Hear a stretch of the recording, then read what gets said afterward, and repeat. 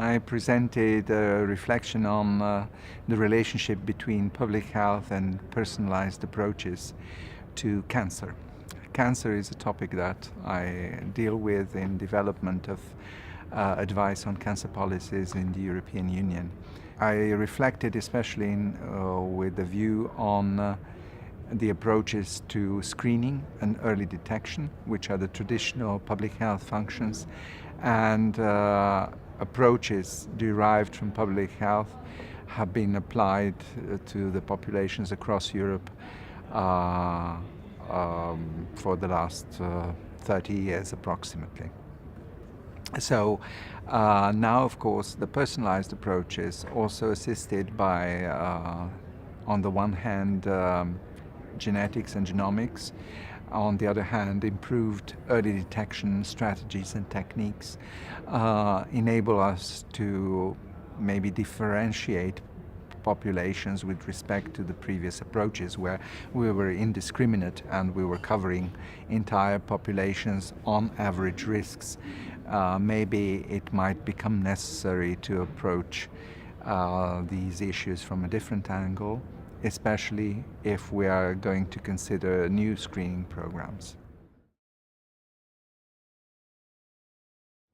The potential change could be in stratified screening programs, where we would identify persons in the population who are at higher risk of developing a certain cancer.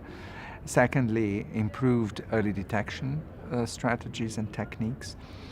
And definitely, of course, in terms of treatment, there is a vast array of options opening up with the personalization, not all of which is necessarily leading to increased costs, which is one of the things that most people are worried today when you speak about personalized or precision medicine.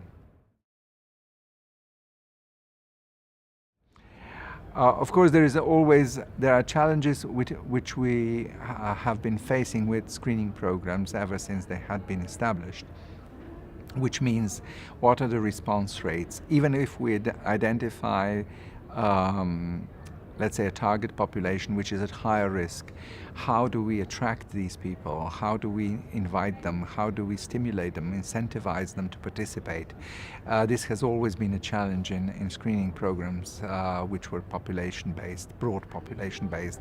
So they will not be lesser, most probably, in the populations at a higher risk, especially when we talk about the issues like lung cancer, where attracting smokers to be more active, and we know that generally they have, let's say, a different or lower attitude towards prevention and healthy lifestyles.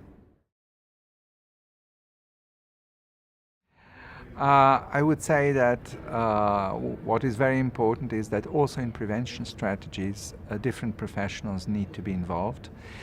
So it's not only the leadership of one discipline, for example, public health medicine or epidemiology, that is sufficient, but instead we require a span of professionals, including sociologists, psychologists, even communication experts, in order to run different approaches for different populations. Also reaching out people based on different levels of health literacy, which is another concept that has become much more visible and much more important recently.